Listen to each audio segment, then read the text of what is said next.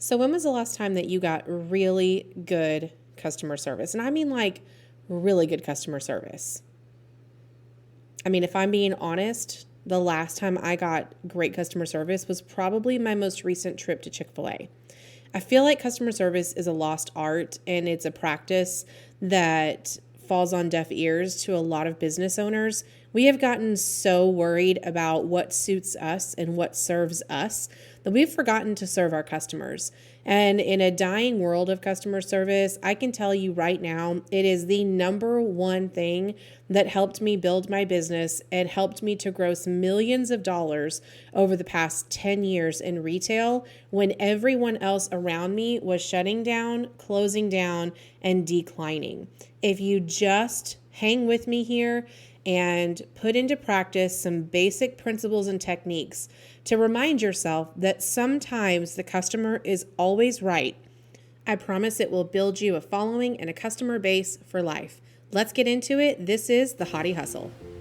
Hey y'all, my name is Amy Curley and I'm your resident hottie. I'm a veteran in the retail apparel industry with a brick and mortar location, a wholesale apparel line, a monthly subscription box, and event rental spaces. During my 11 years in this industry, I have accumulated a wealth of firsthand experiences and a growing list of what to do and what not to do when running a small business. I may not be a millionaire or in the Fortune 500, but I have learned to gross millions of dollars in sales by using a combination of old faithful sales tactics, tricks of the trade, and diversifying my platform into experiential retail. I'm just your average girl next door, but if you hang with me and get ready to take action on your passion, I can help you go from hesitant to hottie in your own entrepreneurship journey. This is the Hottie Hustle. Customer service is a hard one, guys. I feel like I had to be isolated and alone, which I currently am. I'm sitting upstairs in our carriage house in our rental space that we have for the business and the brand called The Loft. And number one, it's just extremely inspiring to sit up here. I feel like I'm in a completely different headspace than when I record podcast episodes at home. And I have felt, and I always do feel, so much more productive whenever I'm here. All the staff want to work up here. There's just something about the vibe that just gives you all the girl power sentiments, and you just channel a different energy when you're up here in the loft. I just can't really explain it.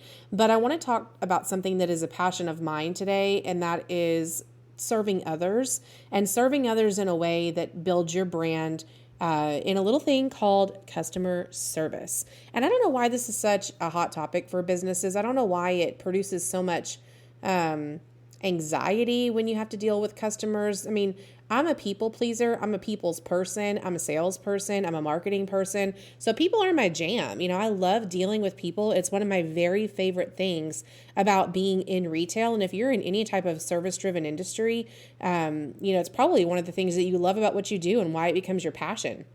You meet so many incredible people along the way and along your journey that it just makes any uncomfortable situation or bad apple of the bunch so much more worth it whenever you get to have these great experiences and build relationships. But that's not to say that in any business, there are going to be times when you're going to have conflict and you're going to have customers that maybe don't agree with your business practices. They don't care for the items that you sell. They don't believe that you provided them the best service that you could. And let's be honest, sometimes we have off days. Sometimes that is on us as business owners 100%. It doesn't matter how much we try to show up as the best version of ourselves. There are just going to be days when you're not on, and you're allowed that. You don't have to apologize for that, but you do have to learn how to fix it, and you have to learn how to overcome it. And one of the ways that I have really felt like as a company, we have overcome a lot of the struggles that we have faced, not only in our industry and in retail in general, but just in the world, in our nation, in our day-to-day life, is by providing customer service. And there are a few things and a few principles that I really firmly root our company in that I feel like have been total game changers in the way that we have built a community. And again, taking us back to podcast episode number 1, baby step number 1 is building a community or solving a problem. Every good business does at least one of those things. And if you're a great business, you find a way to do both. And so I always have found that it has to start with my mentality. And I had to come into this industry to be a service-driven first mindset. And then I had to teach that to my people. And so we're going to go through today just a couple of ways just to unwrap excellent customer service this holiday season. The fourth quarter is when you can really capitalize and maximize your profits, increase your bank account, do offers, limited drops. You can really make a lot of money this holiday season. And if you give people a great experience and a great memory, we just had Lisa Shetler on, who's my creative director, and she talked so much about invoking emotion and feelings out of people. And that all ties back to us finding a way to give them the best customer service possible. But there are a few foundational things that you can do if you're just starting your business that will be extremely helpful for you, whether you're a team of 1 or a team of 20 or a team of 2,000. It really doesn't matter. These are all core principles. So let's just start with the basic things. Customer service can be your business's superpower. Superhero service generates super profits. I want you to say that with me, and I'm going to say it again. Superhero service generates super profits. You have to be willing to go above and beyond in every single circumstance. Customer service that's done right can be your business's biggest advantage, and it is designed to transform what your customers and employees experience into a monetized opportunity for you. How can you give somebody a great feeling or a great moment that then in return entices them to spend money with you? Now, I know what you're thinking. I'm just a small business. Sometimes I'm a team of 1. And I don't have the bandwidth to give everybody everything. Well, I would agree to disagree. Yes, you may be a team of 1, but you can always give somebody the best version of yourself, and you can always give somebody fantastic customer service. Small businesses can react and apply things quicker, but the principles are really the same as any other larger big box retailer or major corporation as they are for us as small businesses. So here's a couple things that I want you to think about, and I'm going to start with tip number 1. And if you don't already have it, I want you to grab a pen and paper. Here's that pen and paper again. I know we talk about this every podcast episode. When you listen to the Hottie Hustle, you need to grab a pen and paper. But I want you to establish, if you do not already have one, and most people don't, surprisingly, I know you have a mission statement, and likely when you began your business, your mission statement had something to do with a sense of passion or the reason that you wake up in the morning and do this job every single day. But I want you to sit down and write what we call a service vision. What is the vision for your brand, for your company, for your small business, for you as a leader? What is the service vision? Right? And I'm going to share with you what mine is for HOT. And if you want to use this and adopt it, you're welcome to. Some of these are adopted from other places and other people that I've gathered along my 11-year career here in the retail world. So these are not all my own ideas, but I've kind of pulled some things together to create my own service vision. And I call them the 3 C's.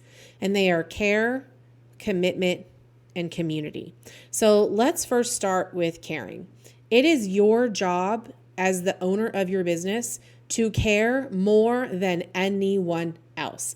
I say this all the time to my staff and around my staff, but no one will ever love your business and no one will ever work your business better or more than you do. So you have to always care more than anyone else. And that includes caring about your customers. We are in the business of relationship selling, and most likely if you're in a service-driven industry, you are too. People make a choice of where to spend their money, and they're making a choice to spend it with you. If they don't feel like that you care about them and you're not creating the relationship, they will go spend their money somewhere else. So the first C of our service vision is care. Now, the second C is commitment, right? You need to be 100% committed to giving your customers the experience that they want. And that can go a couple of different ways. You can get yourself in real trouble here by overpromising and under-delivering. I have personally been there. I have done that, and I have learned the hard way not to do that. Here's what I found instead that customers are looking for. They want me to under-promise and over-deliver. So give them an expectation, be communicative with them. but give them the real, right? Don't promise something that you know you can't deliver on. Give them a window and then deliver in the window. And not only that, but they want you to execute that window quickly and with a sense of urgency. So if you say you're going to do something to fix it, let's say you have a customer service issue within your company, and you offer a couple of resolutions for your customer, be willing to execute those resolutions quickly and urgently. It is so infuriating and frustrating to me as a customer, and I know you've been a customer and experienced this on the same end. When you have a return, or you need to make an exchange, or you're waiting on a store credit, or you've shipped something back and it has to be processed, or you're owed a refund for something, or somebody made a mistake. Things happen, but it is so infuriating whenever you follow up and follow up and follow up and follow up, and you're still left holding the bag with no update, no resolution, and no one seems to make you a priority to fix whatever issue is going on. So commitment to your customers means you are giving them the experience that they want. It means you're following through on what you say you're going to do. You are under promising and over delivering, and you're going to execute a resolution quickly and with a sense of urgency. Now, it also means that we are going to be committed to self-auditing our own business practices so that we are putting ourselves in customer service check. And there's a checklist, quite literally, of ways that you can do that to maintain commitment to your customers. Now, we have a brick and mortar retail location. So someone walking through my door in my boutique is instantly an opportunity to gain a customer or to lose a customer. And what happens in the next 10 to 15 seconds is going to tell me whether or not that person is in or whether they're out. So here's a couple things that you can do if you do have in-person interaction to self-audit not only yourself, but if you do have employees, self-audit your employees and yourself's business practices. So number one, check your body language. We have a rule at HOT. When somebody walks in the door, we stand. I think it's rude to sit down. I think it is it's a put off to me when I walk into a store and someone is sitting down behind the counter. So we don't do that at Hot Boutique. If you walk through our front door, the expectation is that you immediately stand up and you greet the person. So the second thing that we check, so that's check your body language, we check our tone and we check our facial expressions. We should immediately greet that customer with a smile, and we should immediately greet that customer with some type of a welcome. Welcome to Hot Boutique. My name is Amy. Please let me know if there's anything that I can help you with. And then we let them be, right? We're not hoverers. We're not going to follow you around the store. But we do go through that instant 10 to 15 second body check to make sure we're self-auditing our own process, okay? I would also recommend, as part of your self-audit, know your reviews. Where do you stand in terms of Yelp and Google and Yahoo and all the different ways that people can now review you through social media, on Facebook? How many stars do you have? If there's something out there that's a commonality, that's probably an area for improvement. So it can be extremely uncomfortable to read that about yourself, but be committed to knowing your facts. Be committed to knowing what people are saying about your business so that you can take action to improve it. Okay. And that's another way that you can self-audit. Make note and take action, and talk to your team members. What's getting in the way for them to deliver the highest level of service right now? Now, let's dive into a little bit more while we're on the subject of your people about an ITM. Anybody listening know what an ITM is? Okay, I'm going to tell you. ITM stands for your ideal team member. As you do start to duplicate yourself and hire employees, or if you do already have employees, step number 2, right? Step 1 was creating your service vision. Step number 2 is creating a template for your ITMs, your ideal team members. You need to identify non-negotiables in your business, and you need to identify a routine that sets the tone for excellence. Again, the speed of the leader determines the speed of the pack. So here are a couple ways that you can do that. If you were to write down the ideal traits of every team member and every customer even, what would that look like? How would they act? How would they dress? What would they wear? Especially if you're in a fashion industry like me, how would they present themselves? Are they speaking to customers? Are they accountable? Do they show up? Are they timely? Are they communicative? Do they follow through?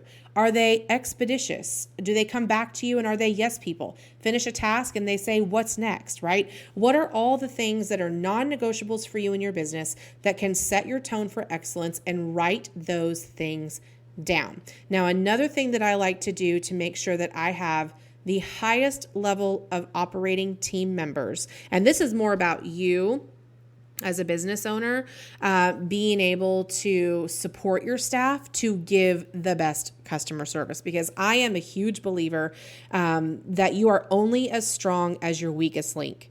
And if you've got team members that you would not feel comfortable communicating with customers and executing, solutions and quick resolutions for your customers, then you have a training problem, and that training problem falls on you. Right? So implement a regimented training schedule with your staff. Do not be afraid, and do not automatically assume that you are not supposed to be in there in the thick of it with your staff, teaching by showing.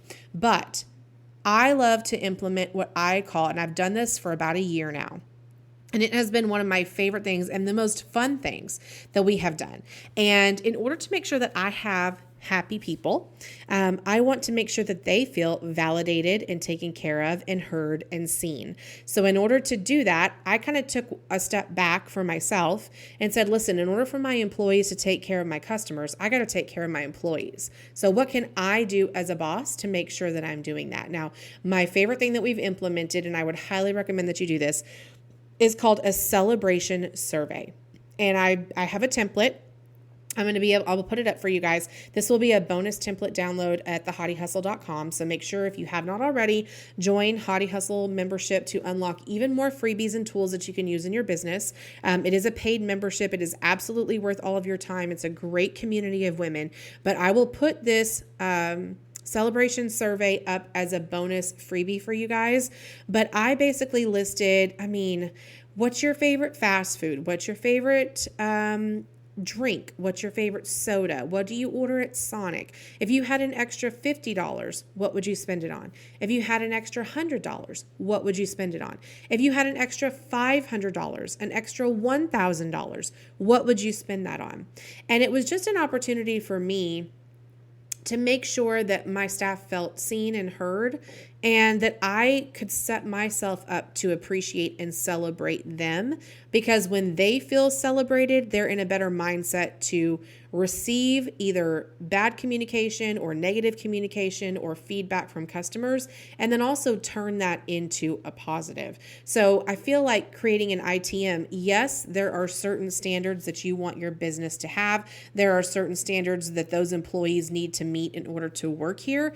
But by the same token, it's your responsibility as an owner to make sure that your employees and your staff members are taken care of, so they feel good about taking care of your customers. Remember, again, you are only as strong as your weakest employee. So where can you hone in and use your skills and also empower your employees to take care of your customers? So I would highly recommend that you implement some type of an ITM format, so that you can really gauge where you're at and implement some type of a self-audit for your business practices, so that those employees can see kind of where they fall.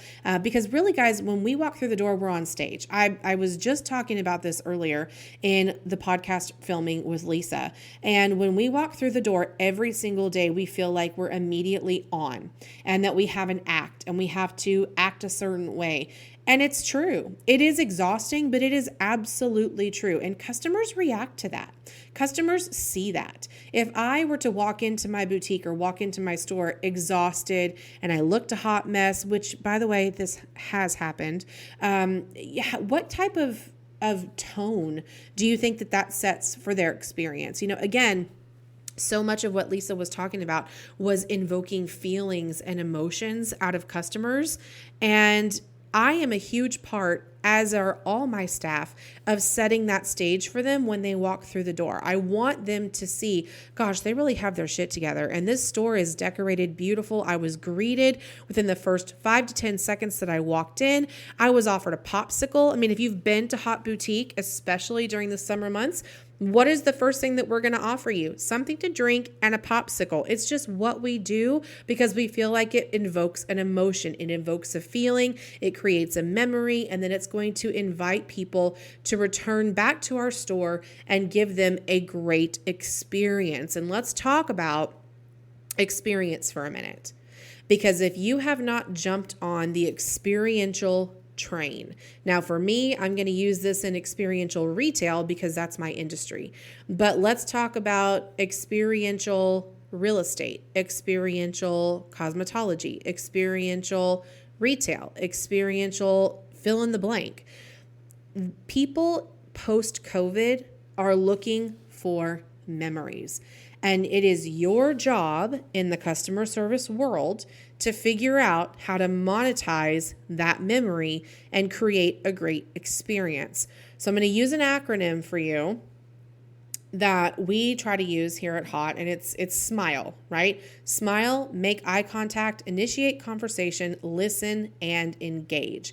And in a world of experiential retail, when we are so badly seeking ourselves to get out and not be cooped up at home anymore, people are looking for a place to go. They're looking for a place to congregate. They're looking for a place to meet up with their girlfriends. They want to have dinner. They want to go shopping. We are just searching and yearning for in-person connection because it was removed from us for so long. So a genuine smile, guys, that's easy. That's so easy. You can do that just with somebody walking through the door. Even if you're not the most talkative person or you're not comfortable talking to other people, a genuine smile can do wonders, and it goes a long way. It sets a positive tone right from the start. So when you see someone, give them a smile. Make eye contact, right? We teach this to our children. It drives me nuts when somebody's talking to my children, and Layton, who's my oldest, is definitely more shy than G Boogie. That's my youngest. Grayson is just like her mama. She's just like me. And Layton is just like Aaron. And she's shy by nature. She kind of shies away from the attention. She does not like the spotlight. And so she went through this little phase, in elementary school where an adult would be talking to her and she would talk down to her feet. And that drove me absolutely crazy. I would get on her all the time. So I am huge on making eye contact. It is a big deal to me that you look me in my eye. It shows respect, attentiveness. I'm building trust with you.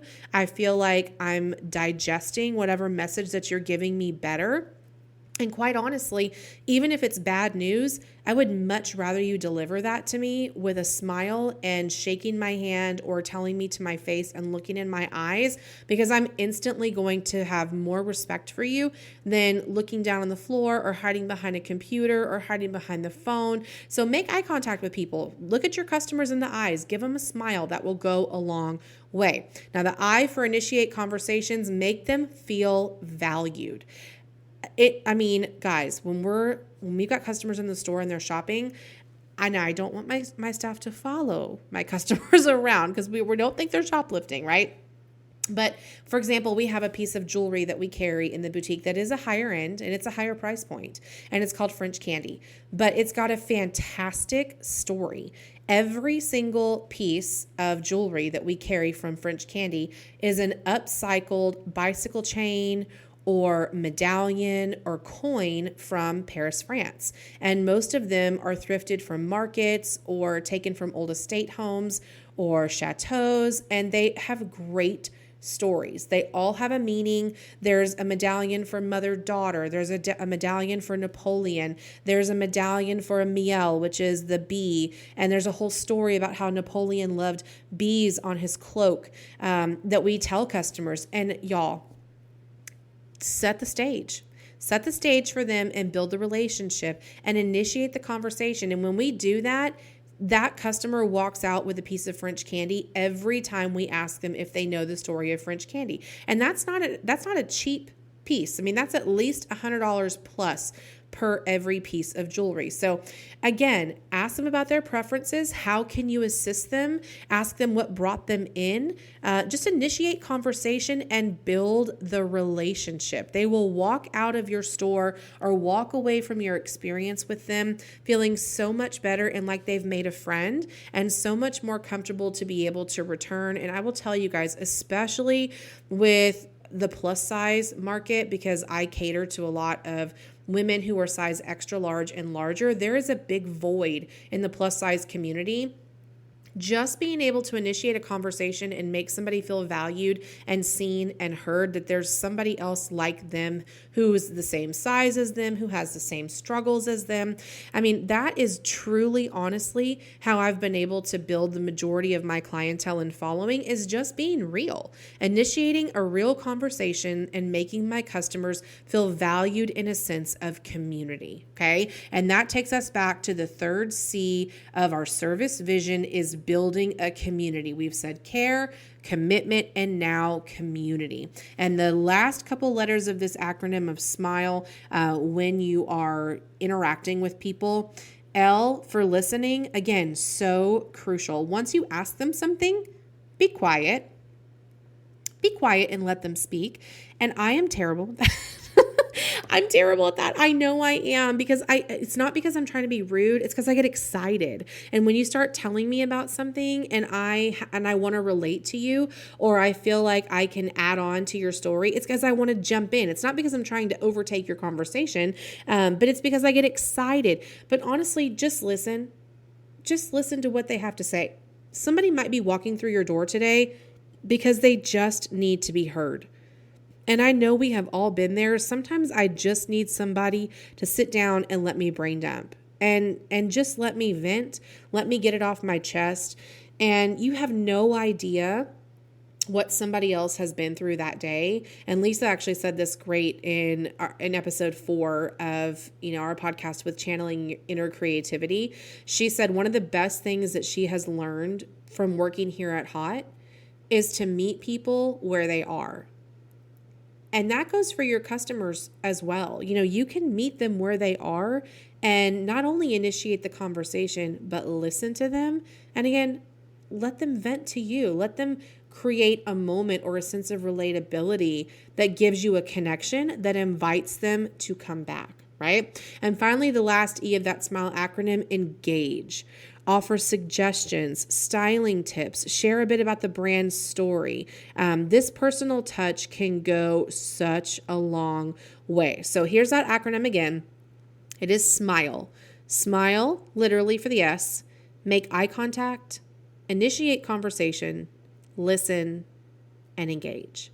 And that really sums up for us at Hot our service vision as a whole. And again, that is care, commitment, and community. So we call those the 3 C's. So if you don't already have a service vision established, then I would highly recommend you do that. Now, the last little acronym that I want to leave you with for this little customer service section, you might have heard this if you are in corporate America. This is not a new phrase. I didn't invent this, but it is something that's pretty common when you do start to scale your business, and that's called an LTS method. And that's leadership, team, systems, and strategies. Set policies, practices, and procedures. Remember back to that very first episode that we talked about when building your business, and in my very first story of the Hottie Hustle really was set policies and procedures and back them with discipline. So here's a couple things that we do. This is our LTS method specifically when it comes to customer service. We have a 48-hour rule. So if you're emailing anybody in our company with a @hotllc.com email address, they have a rule of thumb that they have to respond within 48 business hours in order to get you some formal response. Even if they don't know the answer, I'm fine with that. Just at least respond and say, hey girl, I got you. I hear you. I see you. I'm working on the answer. I don't have it yet, but I'll get back with you. So 48 hours for my leadership team. And specifically for the customer service, they have 24 hours to get a response back to the customers. And again, at least if we don't know the answer, let them know that we are working on it. So find ways for your leadership to establish systems and strategies and implement that across your entire team so that everybody can operate at the same level. Because I know I hate it as a business owner. And if you haven't experienced this, once you start managing people, you will. It starts to become like a game of telephone. Well, so-and-so said this, and then so-and-so said that, and I've been passed here, and I've been passed there. And I don't know about you guys, but when I call somewhere and they have to transfer me and transfer me and transfer me, it gets so annoying. So if you don't already have systems and strategies established, then it leaves so much more room for error. Take some time and set some procedures the way that you want your company to run. Develop yourself an LTS method, and then your customers have no choice but to have a better experience because everyone on your team is following the same method. Hopefully that makes sense. So customer service, guys, experience in general, it gets labeled as soft. I know it does. It's not really labeled anymore as something that's of value or as important, but I can't tell you how important it really is. In a day and age where it's a lost art, stand out. Stand out and take time to invest in your customers. It is the most intelligent business strategy. And the reason why I call this my secret to establishing and grossing millions of dollars is because it is the cheapest form of advertising and the cheapest advantage that you have. Word of mouth alone is what has built my following. I have probably invested less than 5% of my gross revenue over my 11-year history in business into paid ads and marketing. Less than 5%. My company, my entire brand has been built on word of mouth, customer referral, customer experiences, and inclusion. I found my niche, I created a community, and I was able to hone in on my service vision, which was care, commitment, and community, to make everyone feel and be seen and heard. And it has been the biggest game changer in my business. And I feel like if you would just take a little bit of time to sit down and put pen to paper or type it on your computer, whichever one you want to do, and really dig deep into finding that service vision for yourself, you will absolutely reap the rewards. Don't forget to head over to thehottihustle.com. I want you guys to make sure you can take advantage of that complimentary celebration survey for your staff. Plus, I'm going to upload a few more things that I do specifically for customer service and engagement that I really think you guys are going to love. And if you have not already joined, I would love to have you as part of the Hottie Hustlers group, which is, of course, the paid membership that we've got going on. There's a great group of women that are in this amazing support community through Facebook.